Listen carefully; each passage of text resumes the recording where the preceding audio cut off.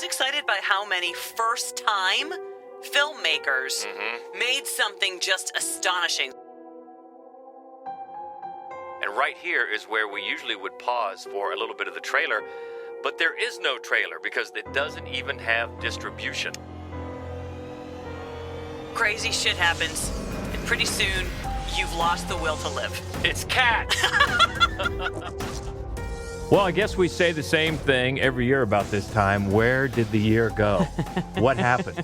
It seemed like just last week we were doing the half-year list. And here we are. Not only the end of the year, but the end of the decade, which, geez Louise.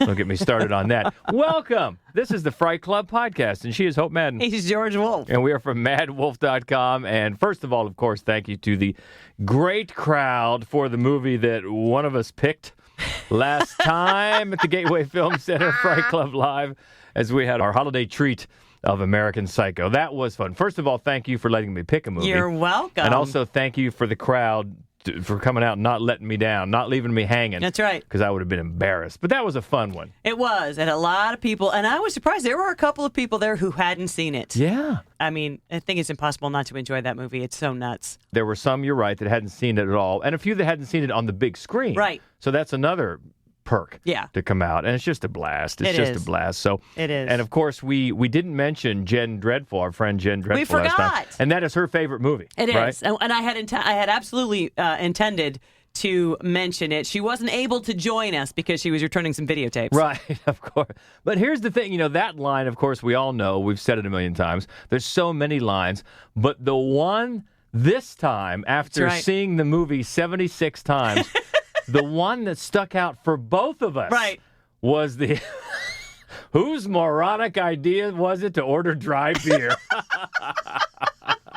How did that slip past us? I don't know. I know. It's funny. Neither one of us remember it at all, and both of us, after he said it, we're like, that's genius. And we both kept quoting. We're like, how did we never hear it before? Well, first of all, it reminds you of that dry beer phase. Oh, my God. Yeah, that one just jumped out. That was fantastic. So, and speaking of Jen Dreadful. That's right. So Jen Dreadful was a frequent co-host on our friend Phantom Dark Dave's podcast, Dave's Pop Culture podcast, and he is retiring from podcasting. Wow. In fact, his latest episode, his final episode, dropped today, the day that we are taping this. So we just, fond farewell. Yeah. We will miss you. And also, we fully plan to drag the two of them back into at least one more podcast. They are going to join us sometime this spring to do a trauma podcast, which is the podcast we're going to call Movies George Hates. Well, you know what I'll be doing on that day? Returning some videotapes. So, no, best wishes, Dave, whatever you're up to next. And, we will definitely hold them to that. Yes. So even though it's not my favorite, it'll still be fun. And who mentioned Jaws? Why are we mentioning Jaws? Because our podcast topic with American Psycho was future Oscar winners. Oh. And I neglected to put Jaws on the list. And it does seem like a movie that probably should have been on that list. And Seth, Beer Nut won. He pointed out that... Well, of course, Spielberg, and of course, Richard Dreyfuss won. And Roy Scheider was nominated twice. So, he didn't win. I think he was nominated twice, at least once. I know he was nominated for All That Jazz. But anyway, of course, it's anytime you can mention Jaws. That's a good thing. So thank you, Seth. All right, so we're at the end of the year now. We are counting down our favorites from 2019. So let's just, before we do, just overall, what are the impressions of horror in 2019? I thought we had a great year. I thought it was a good year, and it was great. I'll go great. And it was a varied year. Yeah, it was. A lot of different stuff. Yeah. And, and looking back on the final list that I put together, and also, honestly, the also-rans, the ones that came in really close. Yeah. I was excited by how many first-time filmmakers made something just astonishing, something that I just loved. Yeah. Just a lot of different types of horror movies. I mean, we got a Western. We got a horror Western. We've got just a bunch of different kind of stuff from very mainstream, very big budgeted, big marketing to, well, in the case of one, to not even distribution. That's right. Yeah, so, and we'll get to that. But yeah, just all over the place. Yeah. So overall, I think I'm with you. I think it was a great year for horror, and we can hopefully look on to 2020 with some equally great things. So we've got 10 to talk about. Well, we've got 10 to really count down. We've got, about 20 to mention. Right. Because there's a bunch that deserve mention, but we'll get to the honorable mentions a bit later. But why don't we just jump into this, right? Are we good? Yes. We good to start it for 2019? Our number 10 is a bride's wedding night taking a sinister turn when her eccentric new in-laws force her to take part in a terrifying game, Ready or Not. We're going to start the count. Good luck. This was one that just delivered on the fun of the trailer. You got the premise right away. You think, boy, that looks fun, and it was. Yeah, I think that's exactly right. It moves pretty quickly. There is a lot of bloodshed, and there's a lot of jump scares, but done in not a lazy way, because, of course, that's one of the things about hide and seek, right? Which is what they're playing.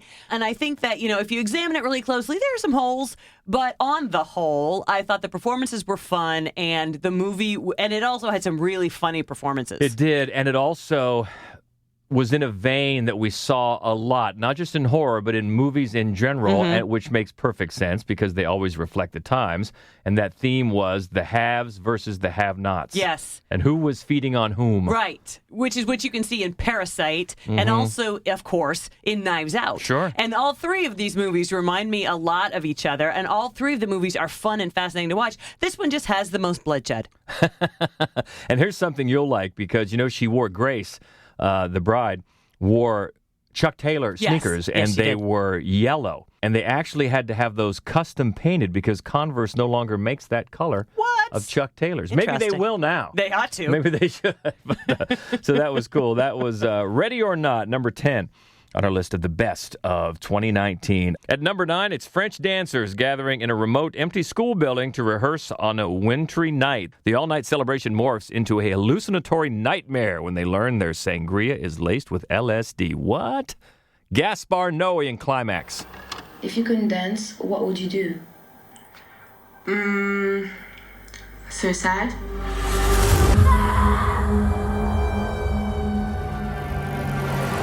One after another, the dancers introduce themselves into a camera.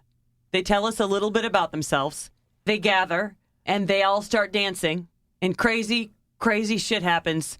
And pretty soon, you've lost the will to live. It's Cats. There's a good reason that the movie Cats reminded me so much of this movie. Well, I think you were the one to first say it, and it's genius. We were about not even halfway through the movie, and we don't have these skills, or we would have done it already. But some internet genius, and hopefully they're some hero, and hopefully they're working on it already, is going to mash this up with the new Cats. Yeah. And that will be... It will be. It Chef's will be. kiss. I can't wait to see it. But let's go back to this. Gaspar Noé, we always are intrigued by what he's doing. Even if you don't love everything he's doing, you want to see it. At least I do. And this one actually was one of his best reviewed movies. It got really solid reviews, and that, by his own admission, made him suspicious because he has said that he believes art, and his movies in particular, should be divisive and make the audience uncomfortable. And he certainly has done that in his career. And there are moments in this movie that will make you uncomfortable for sure. Oh, yeah. But it starts out very beautiful. This movie is made up of long takes. One of them, one of the very opening dance number, which I think was the only dance number that was choreographed. Because most of the cast, except for Sofia Boutella, were not actors. They were dancers. Right. And hired for their dancing ability. And so that first long take really gets you into this dance party. And then once they drink that spiked sangria, man, things get out of control. In certain ways, it reminds me, weirdly enough, of the film Mother, because this movie plays on the viewer's just neurotic impulses to just please stop doing that. Just stop doing that. Just stop doing that. Don't put him in there. Someone just open the door. And then this constant pulsating techno soundtrack. I can't remember the last movie that I was so... Well, not until Uncut Gems. I was so tense the entire film through. I thought, if this movie is any longer, I'm going to have a migraine just from clenching my teeth. So many of his movies do that. They just just bombard you with sound and vision, and you're in. One in particular is not my favorite of his movies, Enter the Void. Yeah. By the end of it, because it's very long, I felt like someone had beat me up. Right. And that's the kind of thing he does. It's just sensory overload. Right. And so much of this is beautiful, and then it's just a nightmare. Yeah, it is. And he really wanted to take it from a celebration of art and everybody's fulfillment, I guess, down to their basic primal instincts. Right. De-evolution, I guess. And boy, that's what happened. And it just is a total bloodbath and all sorts of body fluids by the time we're done. But really enjoyed it. And Gaspar Noé's Climax is number 9 on our list of the best in horror. Moving up to number 8, after the disappearance of her husband, a struggling farmer in an isolated Appalachian community fights to save her son when the cold-hearted matriarch of the oldest family on the mountain demands payment of a debt that could destroy a decades-old truce. This one is called Reckoning. And right here is where we usually would pause for a little bit of the trailer. But there is no trailer because this is the one we were talking about. It doesn't even have distribution. Yeah. And so it seems funny that it's on the list, right? Because you're thinking, why tell me about a movie that I can't see? And I thought about that. I really did, not putting it on the list. But the thing is, it firmly belongs among our list of favorite horror films of this year. Yeah. I loved every minute of this movie. We were lucky enough. We were on the jury for Nightmares Film Festival, and you've heard us talk about that a lot. Nightmares Film Festival every October here in Columbus, Ohio. And this one was on the submission list, and it just blew us away. Oh, yeah. And not only did we recommend it, but it was accepted, and it won Best Thriller Feature. Yep. Well deserved. So they also got a nomination for Best Lead Actress and for Best Cinematography. yeah, both Yeah. well deserved. Danielle Detweiler plays the lead. She's phenomenal. Lemon. She's so good. She's great. But every performance in the movie is so good, and it's very uncommon, I think, especially in a horror film, to sort of drop you in Appalachia and then at no point hand you a one-dimensional cliche of a backwoods hillbilly character. Boy, that doesn't happen here. Yeah, the writers and directors are Lane and Ruckus Sky. What a Nice name. names. What a name, Ruckus. Those are great. I love that. And it also breaks one of your rules right away, but Does. then redeems itself. It gives you some opening text, which you normally don't like. But boy, the text on this one gets your attention about the people that live in these mountains and what kind of lives they lead and how little they want you sticking your Yes. nose in, Yes. boy, and what might happen if you do. So it's just, you're right. It's a weird thing for us to bring this up because it can't be seen, but just, I guess, keep it on your radar. Yeah, exactly. And if you see it pop up anywhere, hopefully it will get distribution. It certainly deserves it. Right. And if you happen to be working at IFC Midnight and you're listening to this podcast, for the love of God, find Reckoning and pick it up. Yeah, that is number 8 on our list of best horror of 2019. So up to number 7, back to the ones that did get distribution. Things go badly for a hack director and film crew shooting a low-budget zombie movie in an abandoned World War II Japanese facility when they are attacked by real zombies. One Cut of the Dead.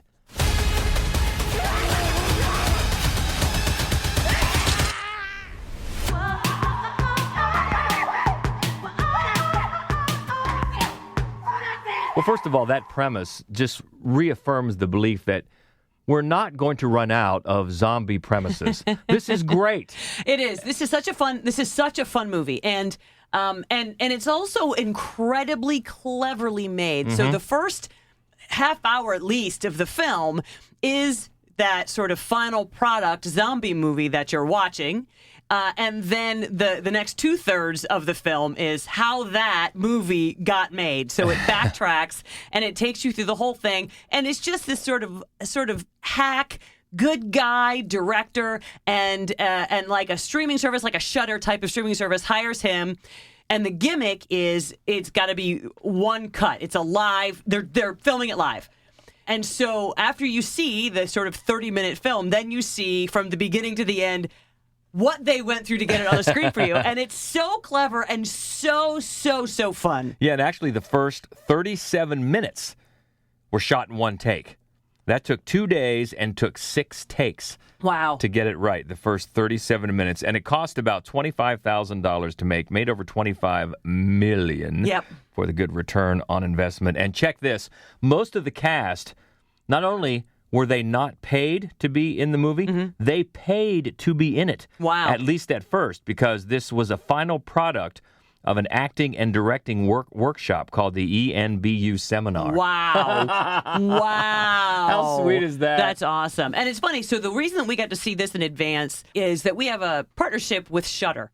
And so we get the opportunity to see their premieres about a month or so before they premiere online. And this was one of the Shudder premieres. Every so often they'll have one that gets a very limited theatrical distribution the week before it drops on Shudder. And this was one of those. So we got to see it. And then about 2 weeks later, they showed it for, I think, just one night at the Gateway Film Center. And then Shudder picked it up and started streaming it. I'm glad Shudder is streaming it because I think a lot of people might have missed it. But this would be such a fun movie to see with a crowd. Should I go back in and put a big time alert when we're big timing? We have a partnership with Shudder. No, it's very cool. We thank Shudder so much because we get to see fun stuff like this. Yes. And say that please check it out because it is so much fun and so clever and bloody. And that is One Cut of the Dead, number 7 on our list. Moving up to number 6. A mystical teen noir that follows a young girl's disappearance in the rural Midwest and its effect on teens and parents. Knives and Skin. I will rise. If only. Tell me where she is! To hold you down. The first thing that I'm excited to point out is that the next 3 movies that we talk about are all directed by women. Yeah. And actually, Reckoning is co-directed and co-written by a woman. That's right. So it's kind of fun that just about half our list is maestroed by female filmmakers, and I think that that's very cool. And it happens that Jennifer Reeder, who wrote and directed this film, is actually from Columbus, Ohio. Yes. And she's been a Chicago filmmaker for quite a number of years, and she's made a lot of shorts and done a lot of really art house kind of work. And didn't she I just saw her name pop up. Yeah, she won Columbus, Chicagoan Filmmakers Award. Yeah. Yeah. Of the year. Yeah. So congratulations. Congratulations, that is awesome. Jennifer. Yeah, because this is her first feature, which might make her seem like she's kind of new to the business, but she isn't. She's been making films and doing art cinematically for years, but this is her first leap to feature filmmaking. Boy, what a voice she has. It's a bizarre movie. It's very, very fun, incredibly smart. It's a pulpy high school noir, and one of the things that makes it stand apart is it's more or less set modern day. They don't really clarify that, but they do a lot of a cappella singing of sort of alt-rock hits from the 80s, and it's crazy how just spot-on perfect these are with the tone of the movie, but also with what's going on throughout the film. And also, in a similar way, not to the same extent, we were just talking about the sensory overload of Gaspar Noé. This definitely uses music and a certain type of cinematography to kind of envelop you in a certain mood. Exactly. Yeah, it really, and it's one of those things. One of the movies that it reminded me of in a weird way is Anna Biller's The Love Witch. Not that it feels that retro in any way. It doesn't. It's that you have the feeling that every single choice, everything you're looking at, from the costume to the set direction to these tiny dollhouses to all of this weird stuff, that the filmmaker clearly had a hand in. She just has such a very distinct sort of thumbprint that I feel like we're going to recognize her work the next time we see it. She really has a very fascinating voice. And the movie gets compared a lot to Twin Peaks, which is... I was just going to say David Lynch, Yeah, she's got a very David Lynch style, but it's, that's clearly not a knock. It never feels ripped off in any way. It's just that she has a similar sensibility, but an incredibly feminist voice. And I just thought this movie was miraculous. Yeah, that is number 6, Jennifer Reeder's Knives and Skin. So before we get into our top 5, let's go back and talk about those. This looks like at least 10 or so movies that do deserve a mention, even though they didn't quite crack our top 10. There's a bunch here and some good stuff. Let off with one. I could not believe this didn't make the list because we love The Dead Don't Die. We did. Actually, the first 2 on this list that we're going to talk about, they have been on and off of our final 10. So I had them on, had them off, had them on, had them off. And actually, almost all of these could have. But yeah, The Dead Don't Die. Not everybody loved that movie. It's actually quite polarizing. But if you are a fan of Jim Jarmusch, and we certainly are. Yeah. You know, it's such a Jim Jarmusch movie. Yeah, I really compared it a few times when talking about it to people with Napoleon Dynamite, because Napoleon Dynamite has such a voice, such a unique way of presenting itself that I can totally understand people that hate it. Yeah. Because if you're 5 minutes in and if you're not getting laughing, get out. Yeah. Get out now. Same thing with this movie. If you get it in the beginning, stay with it. But if you think, oh, it's going to become more of a Shaun of the Dead, no, it's not. Just get out. What you get in the 10 minutes, that's what you're going to get the entire 90 minutes. Right. Like, it's not going to pick up. It's not going to hit a crescendo. No one's going to move quickly. But if you loved it, you're going to love the whole thing. Yeah, and we really did. Also, speaking of weird, In Fabric is one that we just saw a few weeks ago, and it came close to making this list. It did. The killer dress and all the weirdness that accompanies it. It's another one that just has such an incredible voice and incredible vision, and it's another one that if you're 10 minutes in and you're not digging it, you're not going to dig it. So bail. Exactly. But we loved it. We did, and Lose as well. Yes, because this is a weird, semi-experimental sort of inversion of the demonic possession movie. It's incredibly minimalistic, creepy as hell. And I loved the bold sort of vision that it had. And sort of back to reckoning with mountain people and the ways of mountain people. Hagazusa. Yeah, that Impressive, one. yes. It's so, and it is like a dream. It's like a poet. It's like a poem, and it's so hard to describe and really worth watching. The one we talked about where we said we had a Western horror on this list, or at least to talk about, and that's this one called The Wind. It is a Western. It's very isolated. You only have very few people in the cast at all. But man, it's really gripping. It is, and it also, you so rarely get a Western from a female point of view. And it really creates a very different mood, a very different kind of anxiety. And I love the way that played out in this movie. Very true. The Headhunter as well, I know was one you liked. I actually didn't see it.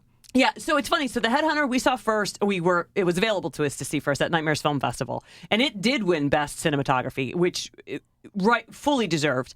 And then it was one that we got to review for Shudder. So I got to see it twice before it was sort of out to the masses. And I'm glad I got to see it a second time, although it's slow and you might feel like not paying close attention, but do. Because honestly, it's one of those movies where every small decision made is important in the long run. And also, when it does get to sort of the gore and whatnot, I really appreciated that it went with practical effects.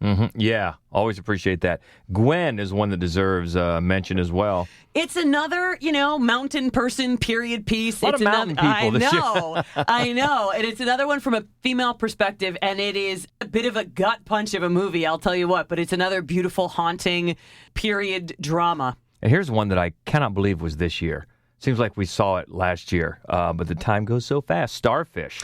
Yeah. We actually were treated to writer-director Al White coming to town for a screening. We did. We got to do a QA with them after their movie premiered at the Gateway Film Center. It's a really unusual and interesting and intimate kind of mood piece about grief, really, and an alien invasion.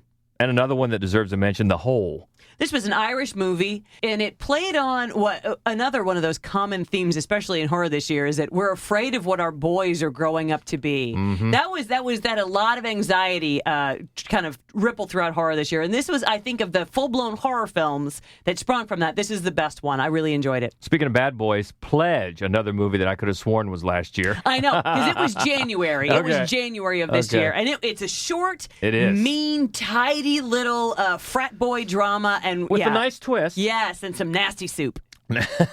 Boy, that soup is nasty. Ugh. One that is fun, even though you're going to have to suspend some disbelief. It's Crawl.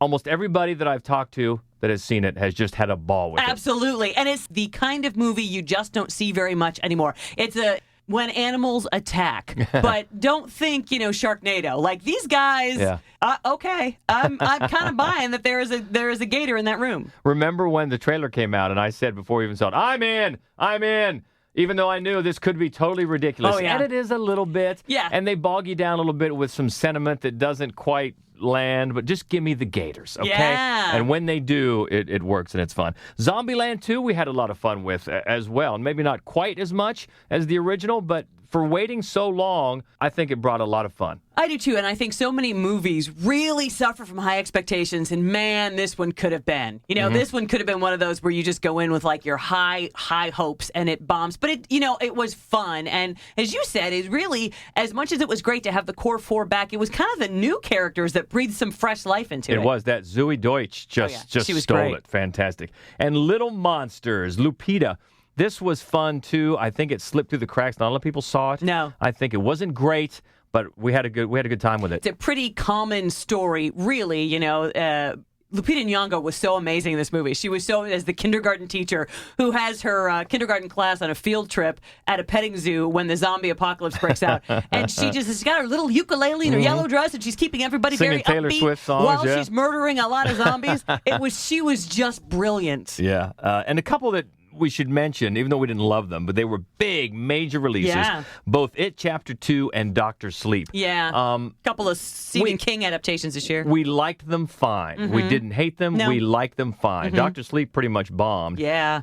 It, too, did not bomb, although it might have underperformed. Yeah, and certainly critically, I think people certainly didn't love it the way they loved It Chapter 1. Yeah, but we thought both were totally fine. Totally. Actually, Dr. Sleep was better than I thought it was going to be because I had really low expectations, and it was better than that. So let's get back to the ones that really impressed us. Our top 10. We're up to number 5 now, and this one is set in 1825 when a young Irish convict woman chases a British officer through the rugged Tasmanian wilderness. Jennifer Kent and the Nightingale. We don't want no trouble. That's just the way, isn't it? You don't want trouble, but sometimes trouble wants you. There I'd sit and cry my fill. Get me to the soldiers that came by this morning. It's too dangerous. Up north, they kill us. You sure you want to follow him? Well, this one got some headlines because it's tough to watch. It Yes, has it is. some sequences that are tough to watch, but that, as we have always said many times, things are done on purpose. And Jennifer Kent is clearly doing that on purpose. She had a very clear plan of action. There's a reason for that brutalized violence, and I think it works. I think she's crafted a really impressive second feature here. Oh, I do too, and it's almost the polar opposite of her first, right? So the Babadook is all internal and inside with this very small cast, and this is all external and with a big cast and with a lot going on.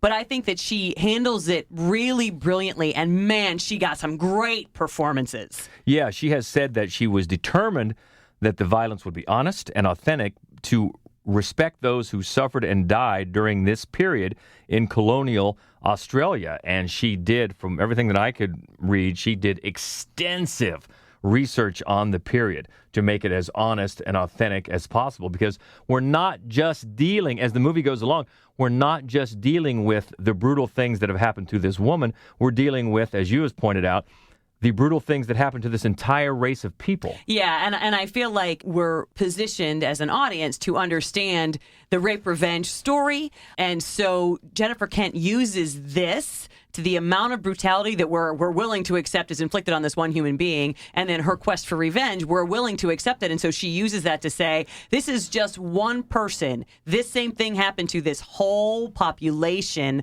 of people. And I think that's one of the reasons why the sort of point of view character shifts a little bit mid-film. All of it works for me. I thought it was a brutal and difficult and important movie. Yeah, she was quoted as saying, a lot of people outside Australia know nothing or very little about it. I couldn't go into this part of our history and water it down. Oh, right. And you got to respect that. And it is. If you haven't seen it, get ready, because there are some very brutal scenes you might want to look away from, but the entire thing is really quite a trip, and that is The Nightingale, number 5 on our list from Jennifer Kent.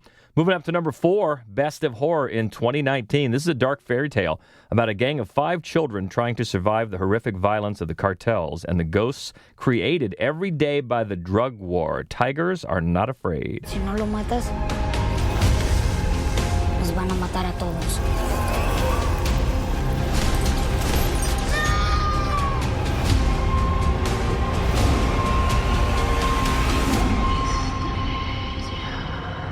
Los tigres no tienen miedo.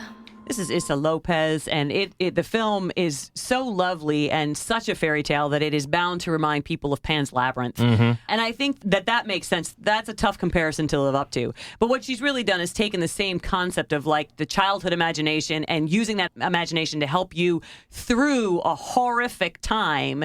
But it's really kind of got a street level magic to it, like a street grittiness to it. And the performances, all of them children, amazing. And they were all totally inexperienced, had zero acting experience prior to working on this film. They enrolled them in improvisational workshops with an acting coach prior to shooting, but none of them, not only did they not have any experience, they were never shown a script so they could get authentic reactions to what was going on around them, and boy, did it pay off. It really did. And, and unsurprisingly, given the circumstances of the film and the fact that nearly all of the primary characters are small children, this movie will just rip your heart out. But it's so well done, and it's got that, sort of magical realism quality about it that it's in its own way charming. Tigers Are Not Afraid, number 4. Up to number 3, boy, now that we're into the last 3, I feel like these were just coin flips. These last 3 were so close. They were so close. So close. Because I could see this one being number 1 easily. 2 lighthouse keepers Wickies. try to maintain their sanity while living on a remote and mysterious New England island in the 1890s, The Lighthouse.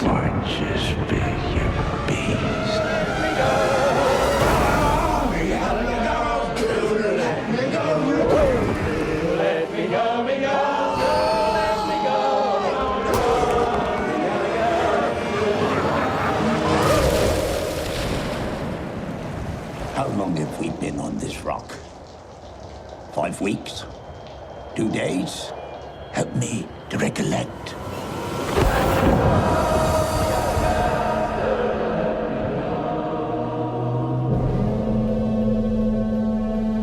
Why'd you spill your beans? Can you get through a day without saying that? I can't. This one, it was just, wow. What an experience. Oh, my God. From start to finish. It's Robert Eggers, of course, who did The Witch, which we love.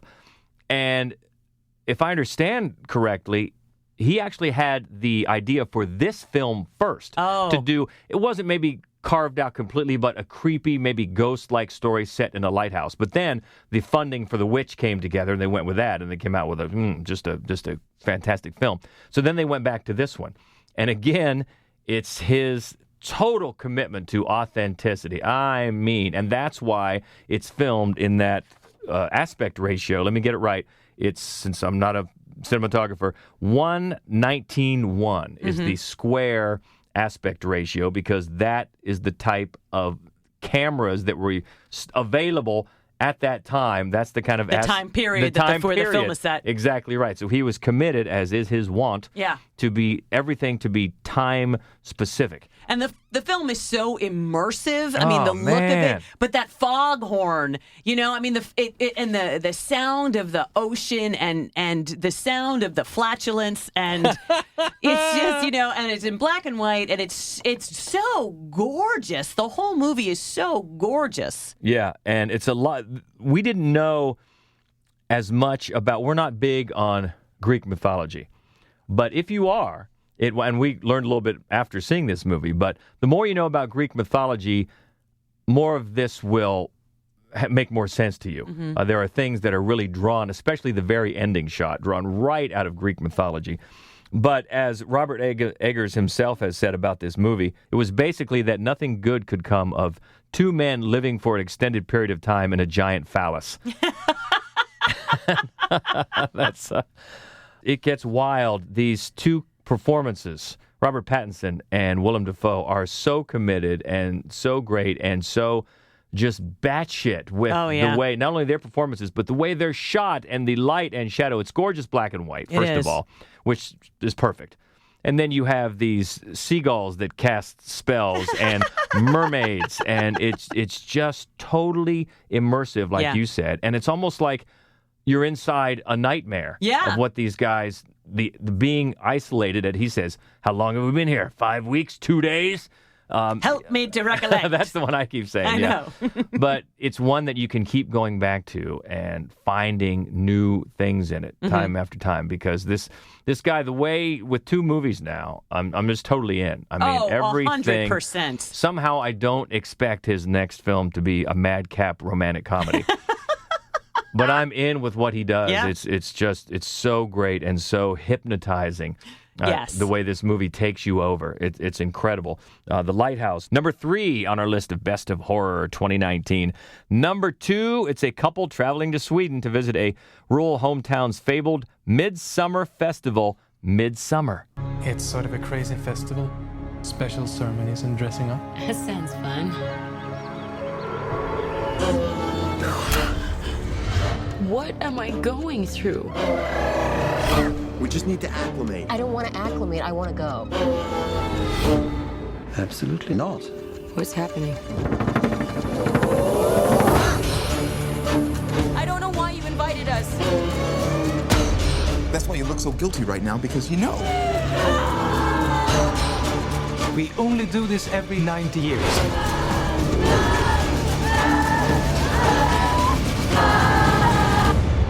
I was most excited for you to come.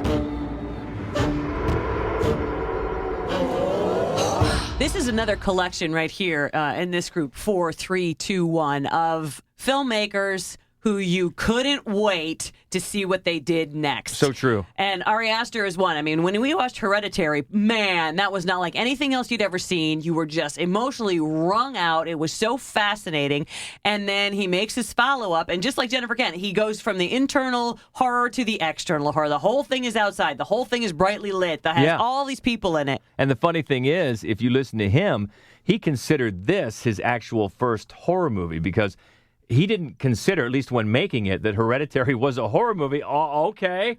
I don't know how. Did he see? Did he see her saw her own head off? That's right. But okay, whatever. But you're right. This is in a totally different direction. It's one of the. I mean, you've brought up many times about the sunlit atmosphere in the Texas Chainsaw Massacre and how unnerving that was, especially for audiences in the 70s. This is the same thing, and.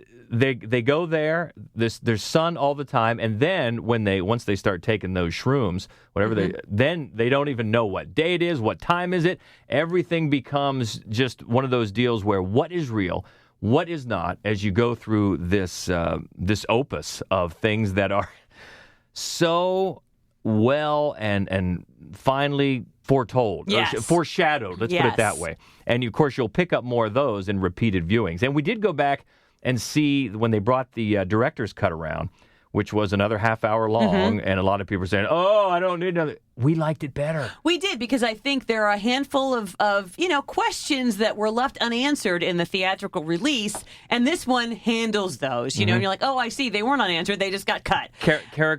Deepening character development, especially for some of the side characters. If you consider the 2 main characters, of course, the couple, Danny and Christian. In the director's cut, you understand a little more about the motivations with some of the other group. Especially, I think, Josh, William Jackson Harper, who's sort of competing with Christian to who's going to get the more information for his thesis. And, his character, I think, makes more sense in the director's cut. Although, if you can't get the director's cut, I think that we really loved the movie the first time we saw it. But if you have seen...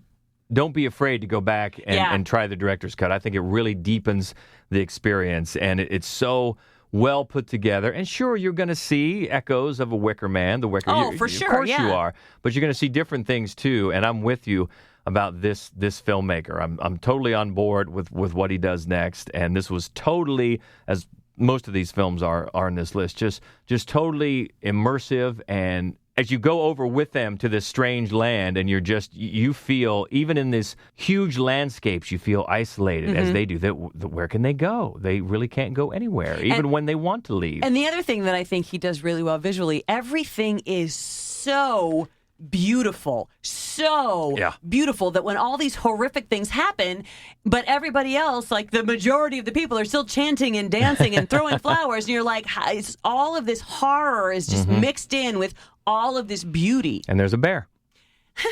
And Florence Pugh has had a great year. Well, you ain't lying. We just put up on MadWolf.com, we just put up a review of Little Women. And in a cast just stacked with talent. Yeah. She may be the standout in Little Women. Agreed. And she began the year with that wrestling one. Fighting with My Family, which, boy, I didn't expect much there, but she was very impressive. Yeah, she's having a hell of a year. A hell of a year. Number 2 on our list is Midsommar, leaving only room for one more. And it was a tough call, but it's a family's serene beach vacation turning to chaos when their doppelgangers appear and begin to terrorize them. Jordan Peele's Us.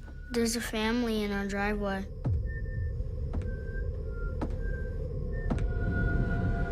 Who is that?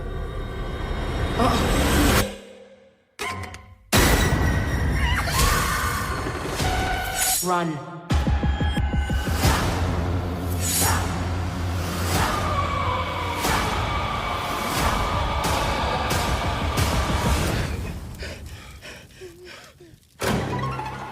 What are you people? It's us.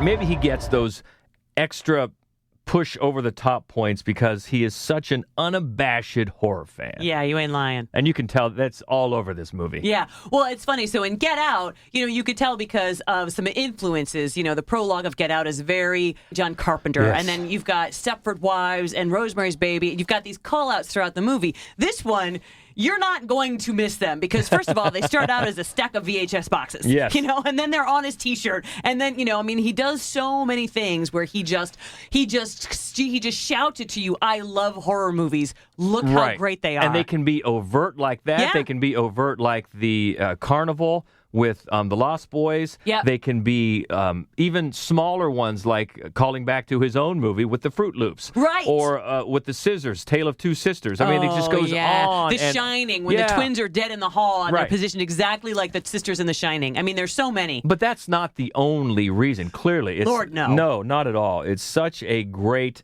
story, and I love its ambiguousness, which totally is almost a polar opposite with Get Out, because Get Out, his message was, you could argue shades, but it was pretty clear. Right. This one leaves itself so open to interpretation, which I love, because what is the nature? What's he trying to say with these tethered, with the doppelgangers? Is it parts of ourselves?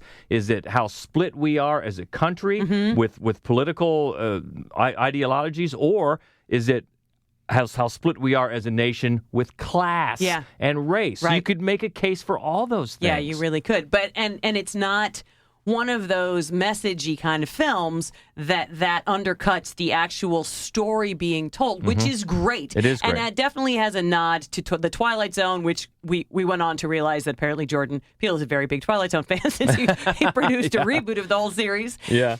And for me, again, who's having a great year? This Lupita Nyong'o. Oh my! I think and I think a case could be made for Florence Pugh in Midsommar as well. But I think Lupita Nyong'o. I think a case could be made for an Oscar nomination for this role. Yeah, and the entire cast. Winston Duke, of course, because he's such a great dork. He does. And who'd have guessed, right? After Black Panther, you're like, that guy? That scary guy? He's going to come out and be a dork? The kids are great, so wonderful. And then, no matter how early you guess the twist, that's fine. Yeah. I think it still works. Oh, I totally agree. Yeah. I really do. Like you said, I love the ambiguity of it. I love the callbacks, and I love the way everything looks, when you get to where the tethered live, and when you see the way they're moving because they're mirroring somebody who's on a Ferris wheel or who's on a roller coaster. I mean, everything about it is so well thought out and so almost primally creepy. He has another couple great soundtrack choices, in it was that Run Rabbit Run song in Get Out. And here you use I Got Five on it. Yeah. And then you have that Minnie Riperton song at the end. Yes. LaFleur, which is the Flower Power song, which is it's a beautiful song, but in this it takes on that creepy vibe. Yeah. And if Get Out wasn't bloody enough for you, this one is bloody. Yeah, it is. Yes, there's a lot of death and carnage. Yeah, there is. And I just loved it. Loved it so much. Can't wait to see what he does next. Jordan Peele's Us is number 1 on our list of horror for 2019. And yeah, that ought to tell you how we led off this podcast. It was a darn good year. We've talked about a lot of movies here, so we might have missed one. Maybe let us know what was on your list that we didn't cover. Easiest way to get a hold of us, keep the conversation going, that's always on Twitter. You can find us at Fright Club Pod on Twitter. And, of course, on Facebook and Instagram, we're at Mad Wolf Columbus, and the main website where you can find our written reviews of all the new movies and our other podcasts, The Screening Room. Bunch of other fun stuff. That's always at madwolf.com. So what is on tap as we start 2020? Well, the first thing we're going to do is go back to the Gateway Film Center, and we are going to show the woefully underseen movie Resolution. If you know the film The Endless, this is really the prequel to The Endless, and we are going to talk about time loops and horror. And that is going to be... January 8th. January 8th. My brother's birthday. That's right. Maybe he'll come in from California. That should be fun. So, yeah, anytime, of course, if you're in the area and can join us the second Wednesday of the month, we will be doing that Fright Club live at Gateway Film Center. And then what's the next studio Fright Club? Best horror films of the decade. Oh! Yeah, I think I have winnowed the list down now to 41. Oh, okay. So that'll be a nice, concise podcast you can listen to on your commute if you're driving across country. Good stuff this past year and this past decade.